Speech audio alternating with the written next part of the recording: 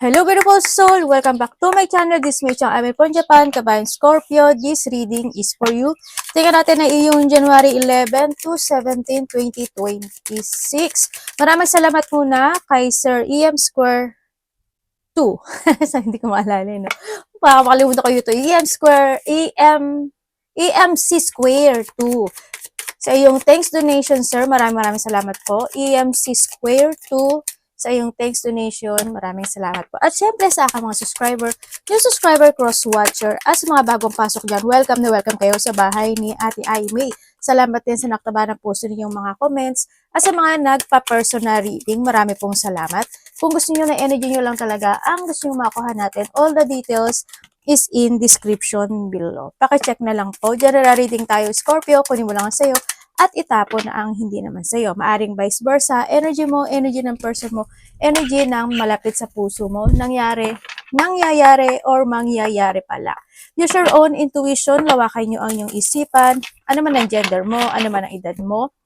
Wala sa baraha ang kapalaran ng tao, kayo pa rin ang makapagpapabago nito. Gawin yung guide, yung mga warning na pwedeng lumabas sa baraha para magkaroon din kayo ng idea kung ano yung mga bagay na pwedeng kayo maging aware, change of decision, or ma-alert kayo. Pero kung gusto niyo na positive lang, ang gusto niyo marinig, hindi itong reading na ito ang para sa iyo. About sa inyong horizon, sa buhay mo. Sa nakikita ko sa iyo dito. Okay, tingnan muna natin ha. Okay, nandito ka sa sitwasyon mo na you try to learn and to grow more sa paligid mo, lalo na sa kaperahan mo, kung may business ka, ganyan sa trabaho mo, sa mga tao na nakakasalamuha mo, no?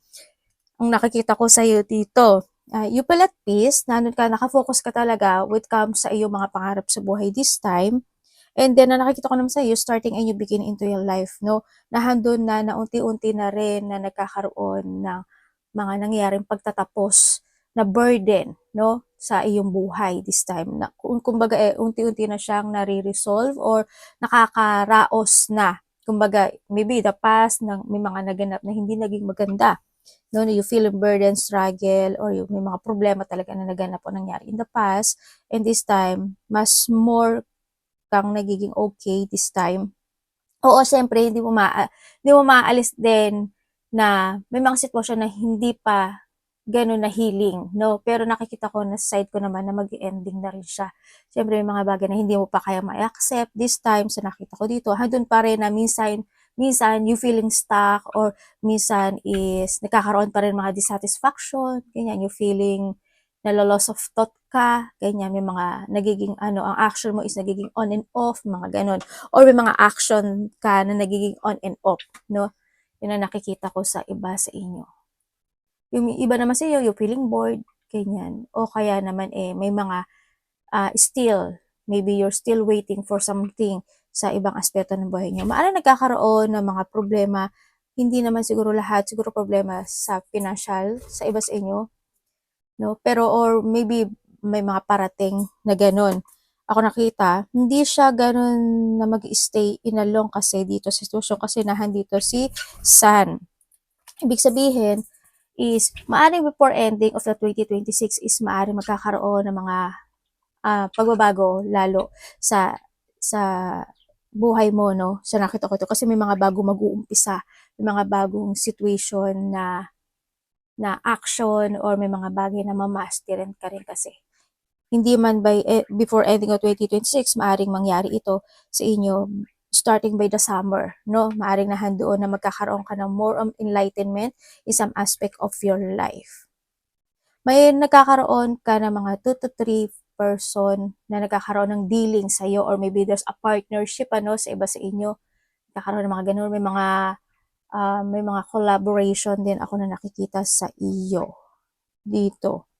There's a good news coming into your life or mahandoon yung sitwasyon na may sitwasyon ka na gusto mong ma-achieve and ma-fulfill this time.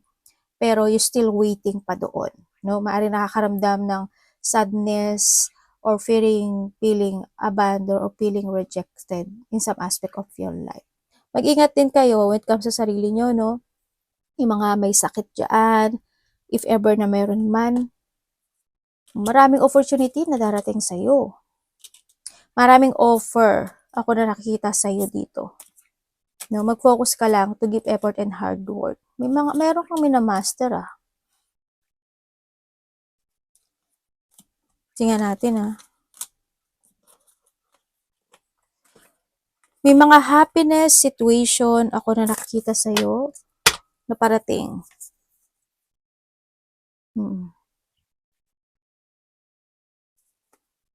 Ingat ka lang ano, kasi parang nakikita ko sa'yo dito may tao na, hindi ko alam kung sino eh, sana hindi ikaw, pero may tao dito na parang hindi mo siya napapansin ata.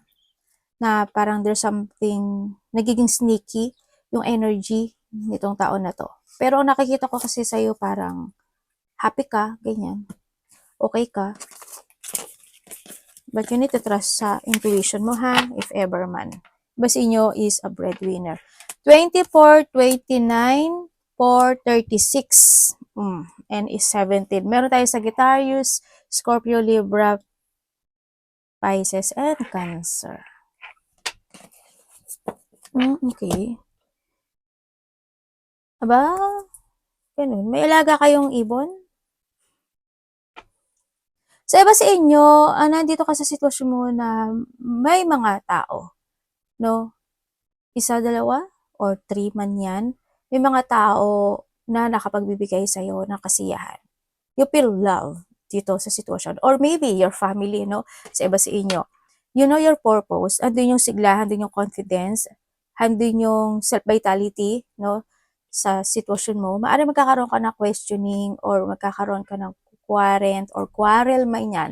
Or love quarrel. Pwedeng ganun. Or connection with someone na mas gusto, na hindi naman mas, connected siya sa'yo sa babae. Yun ang nakikita ko dito. Yun. Or maybe may mga sitwasyon na nakapagpapahatak sa'yo sa nakaraan. No, lalo na kung nagkaroon ng mga good situation or good bonding or good talking o yung mga magandang memory from the past. Pwedeng gano'n, ano, maaring na, ano mo yun, nahata ka ng mga sitwasyon from the past situation. And then also, ang nakikita ko rin dito sa iyo is, yung iba kasi sa inyo, nahahata kayo ng nakaraan sa current nyo, no? Sa nakikita ko dito. Imbis na mas more ka mag-focus sa mga parating sa'yo sa future, medyo siguro kung ano man yan, nahahata ka ng nakaraan pa rin sa iba sa inyo. Hindi naman lahat. No, ang kailangan lang sa'yo dito is yung manindigan ka and mag-action to move forward. Ang nakikita ko sa'yo dito. Iba sa inyo, kasi yun yung duty mo eh. No? Na malakpasan yung mga pagsubok sa buhay. Iba sa inyo, there's a burden. There's a big problem. Nandun talaga yung lungkot. Basta always have a faith and this is time to start a new beginning in life. Sa inyo kasi nagiging flexible kayo this time. Yun, ganun yung energy ng iba. Nagiging flexibility in life. Kaya nahando na mayroong nahahati kayo. Yung katawan nyo nahahati sa the past and the current or going to a future. Nandun sa point na yun, yun. May mga lungkot. Sana walang mawala. So, maraming klase ang loss kasi. Siguro may mga nawalang buhay. Pwede rin na hindi lang siya sa mahal sa buhay, pwede yung mga, kung may pet ka, 'di ba? May mga alaga kang hayop. Yan, pwede rin doon. O sa iba sa inyo, loss of someone na hanggang ngayon siguro nalulungkot ko. Basta may lungkot eh. Ako nakikita sa iyo. Kumbaga, nagkakaroon pa rin ng challenge from the past sa iba ha, ganun. And then also, ang nakikita ko rin sa iyo is may tao na nagnanais, or maybe this is you, may tao na nagnanais o nag-aasam na pwedeng this is a love kasi, no? Kasi may tao dito na nagkakaroon ng affection sa'yo. Or maybe this is you, ha? Maybe this is you.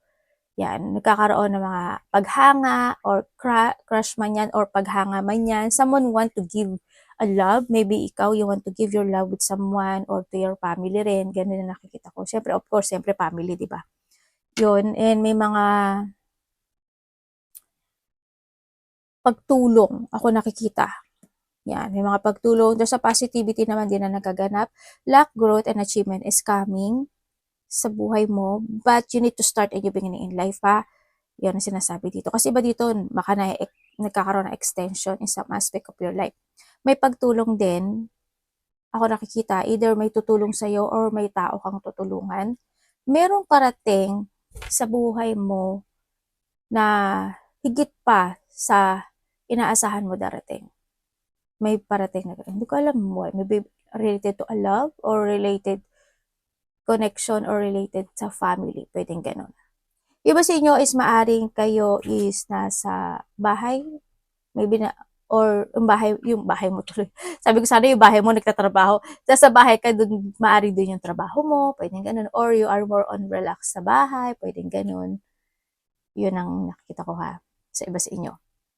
And basta always have faith lang na malalakpasan mo. Pero this is the time na to start and you beginning into your life, ang sinasabi dito. May kakaroon naman ng transition and may beginning ako nakikita sa iyo. May mga changes and movement ako na nakikita. Or you need than to stuck or bago ka kaysa sa ma-stuck ka sa nakaraan o sa mga nangyari sa buhay mo. Syempre, movement. The beginning is starting sa iba. Tingnan natin. Meron kang 4, 24, 29, 36, and 17. Try mo baka manalo ka. Tingnan natin yung energy mo.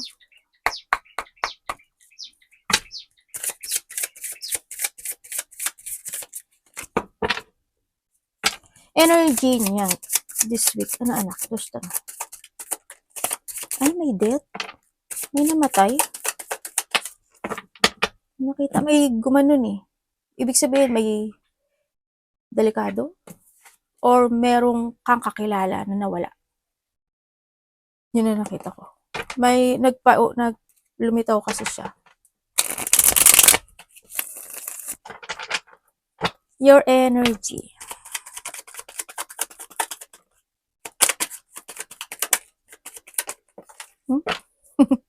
Aba, dalawa. Okay. Okay, yung energy mo ngayon, andito ka sa sitwasyon mo. Dito, family. Okay.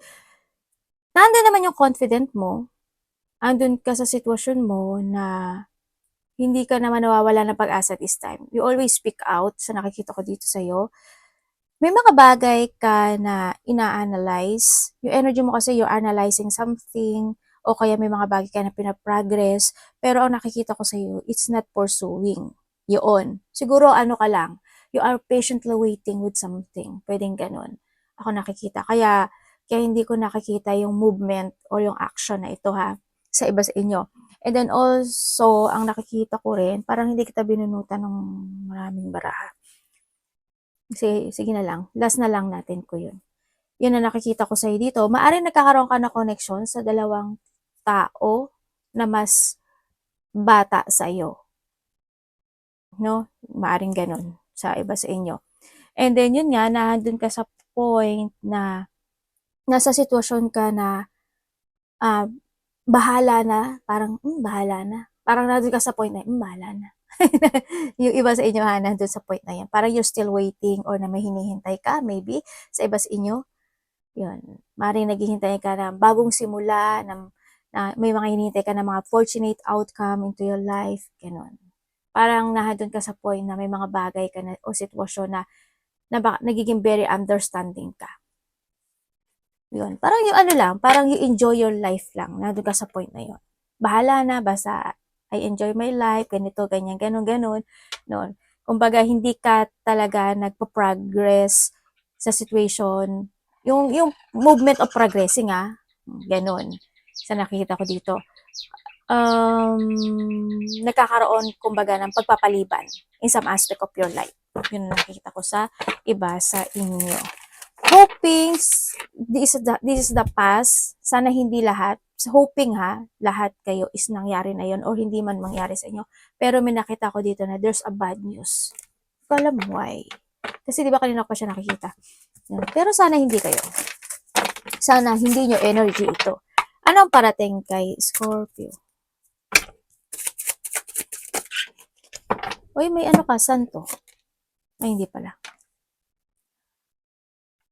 Kasi may shine. Parating sa'yo. Ano po?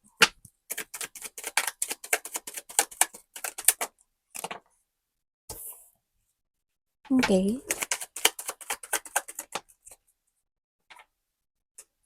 Pwedeng explain nyo sa akin? Okay. Okay. Okay, parating sa'yo. Parating sa'yo. Busy ata yung iba dito, no? Parating sa'yo, maybe you are busy. Pwedeng busy ka sa mga bagay na iniisip mo this time. Gayon. Or may mga pinagkakabisihan ka na isang sitwasyon na nagiging mahalaga talaga sa'yo. Halimbawa, may kausap ka, o kaya halimbawa, sa stability mo, sa kaperahan mo, sa business mo, ganyan, sa work mo, na pwedeng gano'n, no, sa iba sa inyo. O, so parating sa'yo, ang nakikita ko sa'yo dito is, iba sa inyo is maaring may mga bagong trabaho, or meron kayong mga ginagawa na, or maybe this is an idea na para pagkakaperahan, ganyan, or dagdag income, no? Parating sa inyo, ibig sabihin may tao dito na gusto niyang magsalita sa iyo, no? Dito, or maybe ikaw ito na gusto mong magsalita or gusto mong may sabihin na isang katotohanan with someone, kung sino man yan connected sa iyo, pero hindi mo masabi. Parang nagkakaroon ng limitation or nagkakaroon ng boundary. Nasandun ka sa point na pag-iisip, no? Hindi mo alam sasabihin ko ba or hindi, or wag na lang. Parang daan lang yan. Parang sa kaliwa ba ako, sa kanan, didiretso ba ako. Parang nandun ka sa point na yon. Yun ang nakita ko. Maybe sa isang babae, sa iba sa inyo. Sa iba, maring iniisip mo yan, sasabihin ko ba or hindi. Ganun. Yung may mga tensyon na hindi pa natatapos with the devil. Meron din ikaw, devil,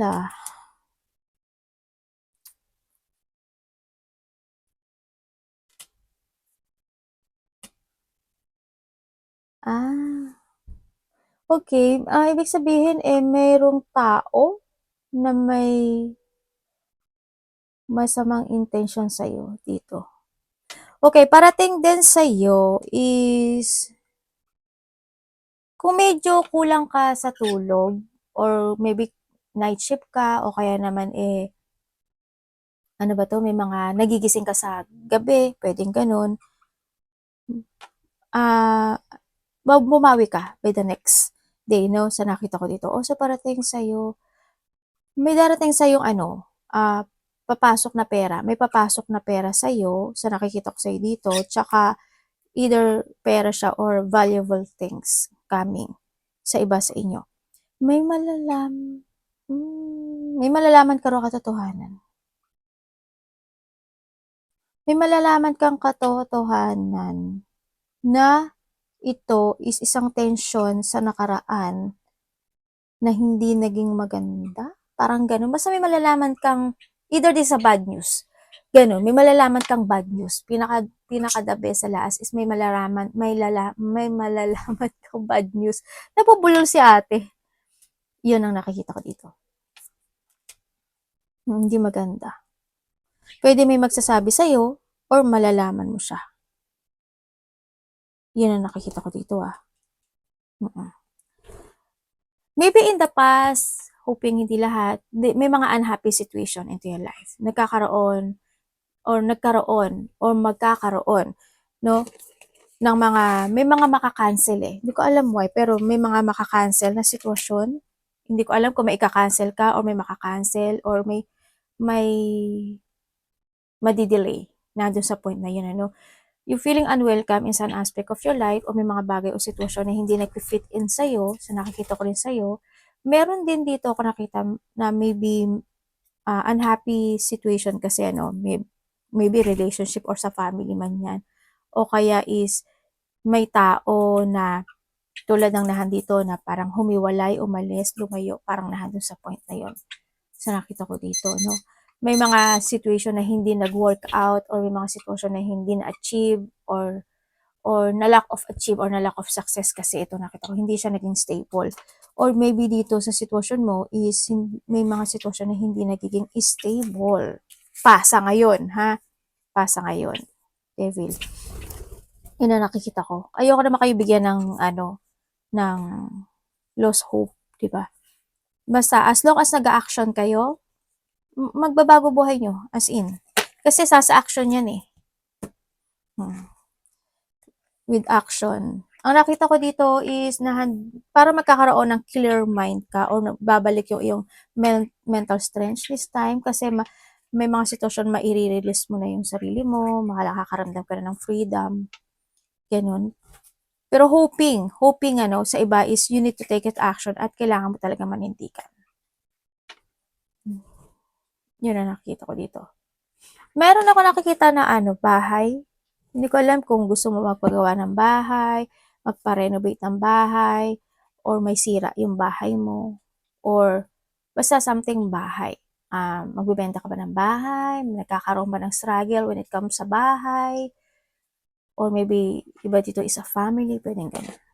Family or relationship. Dapat iwasan.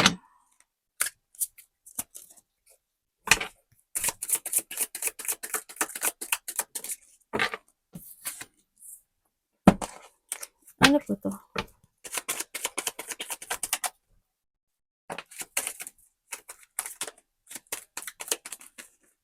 Dapat iwasan. Okay, puro sword Daming iniisip yarn. Alam mo, mamaya na yung dapat iwasan. Alam mo natin ka sa point na parang, sa iba may nakita kasi ako energy na parang, sabi niya, parang they want to see the fact of the situation. Parang nandun sa point. Parang may gusto siyang malaman. Ganun. Hindi ko alam kung ikaw yun pero may taong ganun. Na parang may gusto siyang malaman na isang katotohanan. Parang meron siyang inaalam or meron siyang pinifilter na isang sitwasyon sa buhay. Nandun sa point na yun. Parang naghahanap siya ng clarity. Nandun. Okay, dapat mong iwasan. Iwasan mo syempre yung out of control ka. Yung pagpapaliban, iwasan mo rin yun. Iwasan mo yung hindi ka magkaroon ng paghihigpit sa sarili mo, lalo na sa mga salita, action, decision, at sa mga pufukusan mo, no? Ingat ka sa mga ganyan. Iwasan mo yung, syempre, kung may mga bagay o sitwasyon na kailangang ma-recover, kailangan na maayos, or may mga bagay na need kong punuhin, or may mga bagay na sitwasyon na need to fix, gawin, no? Dan sa i-set aside na lang, no? Kung saang aspeto ng buhay mo yan. Iwasan mo rin yung mga tao na binabacksabin ka o yung mga tao na binabacksab ka or don't trust, mag-trust more sa tao na nagkaroon ng lamat sa'yo. No? O yung mga nagkaroon ng red flag, ganun, no? Kumbaga, ba't mo pa pagkakatiwalaan yung mga tao na yun or yung tao na yun kung nagkaroon na kayo ng red flag? Diba? But you need to be very careful. Hindi ko naman sinabi na huwag mo kausapin or huwag kayo magkaroon ng connection, but you need to be very careful, no? Kasi once na nagawa na niya once, magagawa niya pa rin yun. And syempre, iwasan mo syempre yung manipulate ka ng situation, ganyan, yung makontrol ka ng sitwasyon, yung mga taong sinungaling, or sa'yo, magsinungaling ka, yung isa rin is yung, ano tawag dito? Is kung may tao na nadidiktahan ka or madictate ka ng mga sitwasyon o ng tao o ng pangyayari, no? Iwasan mo na lang yun, no? Kaya nga sabi ko sa'yo, di ba kanina na kailangan mong tingnan maigi yung katotohanan ng sitwasyon. Kung totoo ba siya or hindi, baka maling akala, baka hindi naman, di ba? Mag-own research ka rin kung kinakailangan, no? And then also, hindi yung parang chismis lang na wag ganun, no? Hindi yung mga, kasi sabi nito, kasi sabi niya, kasi you need to research with your own. You need to use your head when making a decision making or mga bagay na i-pursue mo this time. Always make a right balance sa love, kapatid, anak, magulang, karelasyon, kaibigan, pamilya, kung sino man. Scorpio in love.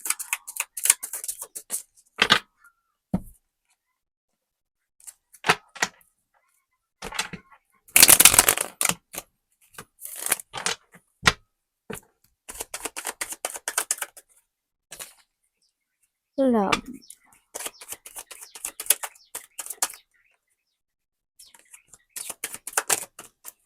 Okay. Kung ikaw is single, iba dito related sa family yung love mo. Okay, kung ikaw is single, feeling alone, putting effort, may dalawa ako nakikita eh. May dalawa ako nakikita dito, pero yung iba sa inyo,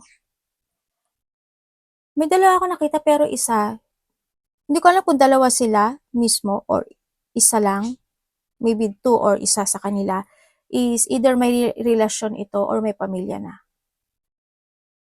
Yun, may tao na darating sa'yo. But you need mong maging very careful dito. Eh baka naman kung alam mo naman na meron, eh ba't ka pa kawawa ka din. Di ba? And then, sa iba dito, merong babalik na kakilala mo. Pwedeng nakakausap mo na to, o matagal mo na nakakausap. Pwedeng ganun. Or may connection siya sa, hindi ko alam kung same kayo ng trabaho or same ng company man siya or trabaho or ano ba to? Ang tawag dito sa Tagalog? Tinatahak. Tama ba ako? Tinatahak. Basta ganun. Yun. O iba sa inyo makikilala niyo sa internet. Yun. Okay, kung kayo naman is nagkahiwalay nitong taon. Kung kayo na nagkahiwalay, kasi there's a chaos no? Kumbaga, na-imbalance talaga yung relationship. Oo, maaaring nagkaroon ng pangakuan sa iba sa inyo. Kaso, hindi naging good no? Maaring hindi siya ganun ka-stable sa nakita ko dito. Naging patient naman yung isa, they always forgive. Nagpo-forgive kasi yung isa sa inyo. Kasi nga, syempre, binalue niya yung relationship at gusto niya talaga na iyon yung maging ka-relationship. Pero hanggang sa dumating na lang yung time na may pag-iwan sa ere na naganap o nangyari. They feeling rejected, abandoned, or hindi yung pag-alis. Kumbaga, naging back and forth pa sa iba, yung relationship na ito. Tiray pa talagang ma-reveal, pero may pagbabackstab kasi nangyari or betray. Ako nakikita dito. Yun ang nakikita ko dito sa iyo. Kung ito is talaga yung nagkahiwalay na, maaari makaka-receive ka sa kanya ng text message, information or communication. Siguro within this week, ako nakita sa iyo, makaka-receive ka sa kanya. Sa iba sa inyo is 3 days, 3 weeks or 3 months or by March makaka-receive ka sa kanya. Kasi gusto nito ng, maybe ikaw or siya, may gusto niya ng renewal. So, iba sa inyo, syempre, wala na to. Kasi merong pagtawid ako nakikita dito. Yan. May pagtawid na nangyari. Ibig sabihin, ito na yun. Kung kayo naman is in relationship,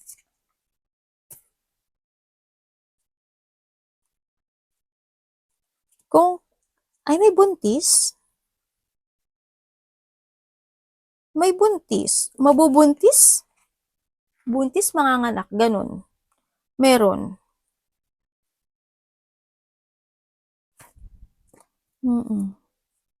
May nakita ako dito. O kaya may mga pupuntahan kayo na something celebration or gathering na pwedeng kasi may buntis, may nabuntis, may nanganak, pwedeng ganun sa iba sa inyo. Yun na nakita ko. Or pwede mga kasalan, pwedeng ganun. Okay, sa iba naman sa inyo, kung kayo is in relationship, ang gulo no? Kasi hindi siya ganun, hindi siya nagiging okay kasi may mga chaos pagdating sa relasyon. Oo, isa sa inyo is you value each other naman sa nakita ko dito. Na doon pa rin yung point na isa sa inyo mahaba talaga yung pasensya, no? sa nakita ko. Pero isa, maybe they thinking about something. Kailangan ko na bang bumitaw? Kailangan ko ba magstay? O nandun ta sa point na yun. Kaya minsan parang hindi kayo nagkakaintindihan dito when it comes in this relationship. Siguro, minsan hindi kanya napapakinggan o hindi mo siya pinapakinggan or hindi lang talaga minsan nagmamatch yung inyong energy, no, sa nakita ko dito. Pero isa sa inyo is they putting effort when it comes in this relationship, lalo na kung may mga anak kayo, 'di ba? O lalo na kung kasal din kayo sa nakikita ko sa dito. Yung iba dito baka may mga kasalan or something kasal situation na pinag-uusapan or may pupuntahan ka. Yun ang nakikita ko dito. Nagkakaroon talaga ng jangling. Pero kung talagang gusto mo talaga ng ano, ng maging okay yung relationship, siguro mas you need to be understand. Always have a faith. Kasi nasa sa'yo rin naman kasi yung susi nito eh, no? Kung ano yung gusto mo mangyari when it comes sa relationship na ito. Yung relationship na to parang back and forth. Tingnan natin money.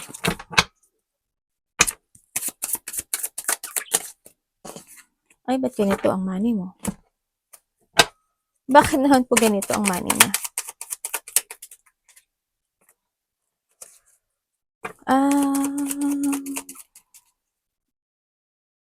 Okay, when it comes to money. When it comes sa money mo this time, yun naman saan mangyayari? Anak, wag ka sa ulo ni mami. Okay. When it comes sa money mo this time, ang nakikita ko, siguro maybe this is the past, medyo naging frustration yung money mo pagdating. Hoping wag magtuloy-tuloy siya. Sa money mo kasi nagkaroon ng mga frustration, sobrang naging mahirap, no? May mga sitwasyon na hindi ka nakapag-control o naging uncontrolled situation yung pagdating sa pera, nawala in direction. Kumbaga, syempre, alam mo yung para nagre-reveal din ka ng, para halimbawa, nagpupuno ka ng alikansya mo. Tapos, may mga naganap o nangyari, di ba? May mga na-hospital, may nag-doktor, may para-check up, mga ganyan, or any situation na nagkaroon ng struggle. Maaring halimbawa, yung alikansya mo na nabuksan mo dahil doon sa sitwasyon na yun, di ba? Nagkaroon ng mga uncontrolled situation. So, nakita ko dito. And this time, magkakaroon daw ng pagbabago. But, ang sinasabi dito, but if you control yourself at more ka magpo-focus na magkaroon ka ng logic organized pagdating sa pera mo, mas magiging very good siya dito. Kasi tandaan mo palagi, you are the authority of your life. Kaya ang nakikita ko sa dito, ang pagbabago is magsisimula sa'yo. Dito, no? You need to control and focus. Kailangan you need to use your wisdom to clarity sa mga bagay na decision mo, mga pagpapasya mo sa buhay, sa focusan mo, magkaroon ka ng controlling sa pagmamanage ng iyong pera this time. Kasi iba naman sa inyo, maaring you are the boss, a leader, or may mga businesses kayo, o business na lang, if ever. Malaki man o maliit yan, pwedeng ganun. No? Kailangan talaga sa iyo is, you need to protect your money. No? Sa nakikita ko sa ito. May mga tension na hindi pa tapos. Kaya magkakaroon, basta use your intuition dito. No? Ang nakita ko sa iyo, may mga exciting opportunity pa na darating sa iyo in the future. Maraming blessing or maraming opportunity na parating sa iyo. Basta always have patience when it comes sa money mo and have faith. Tsaka may mga bagay na need to renew, no? May mga bagay na gamitin mo yung idea mo kung paano pa siya mas more na magkakaroon ka ng successful when it comes sa money. Mali ba, idea mo is may business ka na pero gusto mong dagdagan ng ganito para magkaroon ng adding income. Pwedeng ganun. Try any situation o any opportunity para makatulong sa'yo. Advice. The Lovers. Advice. Ano?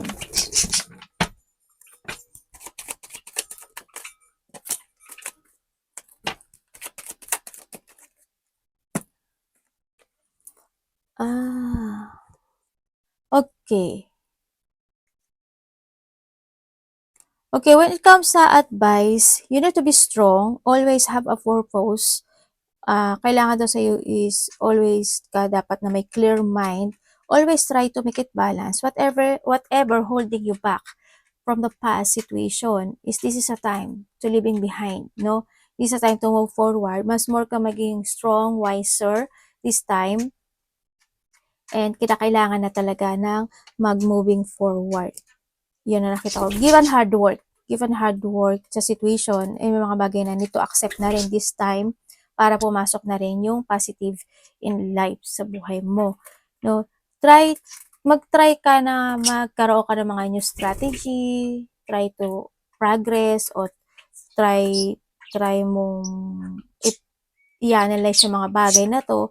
Kasi we have the sun tsaka the king of wands. So, magiging okay yung situation mo. Magkakaroon na ng enlightenment. Then, sa nakikita ko sa'yo dito, yung iba sa inyo is dito na rin yung papabor or dadating, in a divine timing, dadating yung magte-turn sa'yo si universe this time sa nakikita ko sa'yo dito.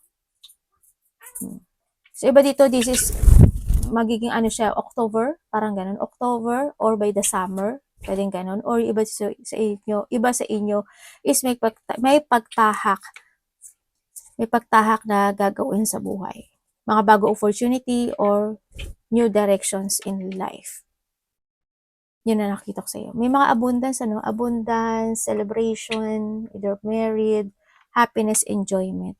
Parang may taong hindi maganda energy, Ingat ka na lang, Tama, may 10, 1, 2, 3, 10, 10, 10, 10, and the magician, Ibig sabihin is, may mangyayaring maganda sa buhay mo, material success, prosperity, and wealth.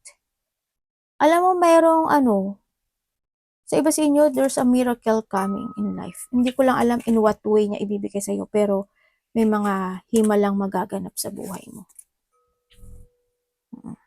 May mga ikasisiya ka dito. Arigatou namaste ka.